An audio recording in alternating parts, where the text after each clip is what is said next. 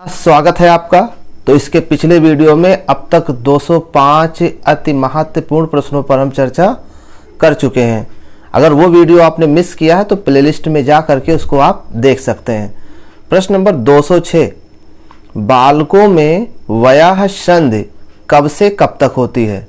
तो 12 से 13 वर्ष के बीच में बालकों में वयः संधि होती है। प्रश्न नंबर 207, बाल्यावस्था और किशोरा अवस्था को जोड़ती है कौन सी संधि? वयः संधि। यानी वयः संधि जो होती है वो बाल्यावस्था को किशोरा अवस्था से जोड़ती है। प्रश्न नंबर 208, मिथ्या परिपक्वता काल कहते हैं किस अवस्था को? तो बाल्यावस्था को मिथ्या परिपक्वता काल कहते हैं। प्रश्न नंबर 209, बुद्धि लब्धि यानी IQ का जो संप्रत्यय है वो कब दिया गया? तो 1905 में।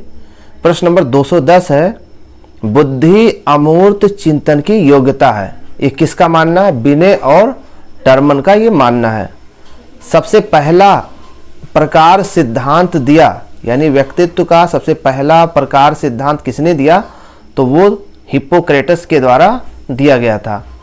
अब बात कर लेते हैं सोमैटोटाइप सिद्धांत के प्रतिपादक कौन है? तो वो है सेल्डन।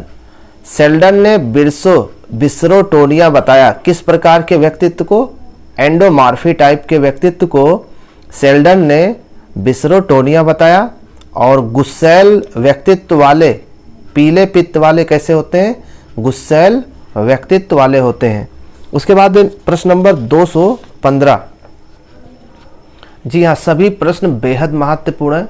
प्रश्न नंबर 215 है, मनोरचनाएं कार्य करती है किस स्तर पर? तो अचेतन स्तर पर। प्रश्न नंबर 216 है, फ्रायड मानसिक ऊर्जा की उत्पत्ति का स्रोत यौन मूल प्रवृत्ति। फ्रायड ने मानसिक ऊर्जा की उत्पत्ति का स्रोत क्या बताया? यौन मूल प्रवृत्ति। व्यक्तित्व का इतिहास ही स्वयं व्यक्तित्व होता है, ये कथन किसका है? तो ये मरे का है। और प्रश्न नंबर 218 है, किसी वस्तु घटना तथा चीज़ों के मापे जाने वाले गुण को क्या कहते हैं? तो इसका सही जवाब होगा इसको चर कहते हैं। और प्रश्न नंबर 219 है, गुणों का परिमाणात्मक और मात्रात्मक मापन क्या कहलाता है? तो ये चर कहलाता है।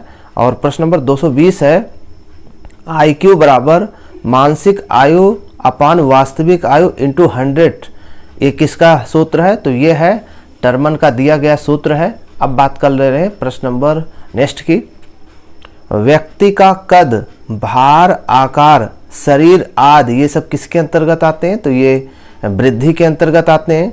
और प्रश्न नंबर 222 है, विकास होता है किस प्रकार? तो यह एक गुणात्मक परिवर्तन है, जबकि वृद्धि किस प्रकार होती है? तो यह एक मात्रात्मक परिवर्तन होता है।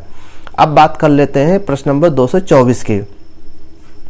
वृद्धि विकास का एक भाग है, ठीक। प्रश्न नंबर 225 है, वृद्धि की प्रक्रिया एक निश्चित आयु तक चलने वाली प्रक्रिया है। तो ये थे कुछ महत्वपूर्ण प्रश्न और प्रश्नों पर चर्चा इसके नेक्स्ट वीडियो में। धन्यवाद।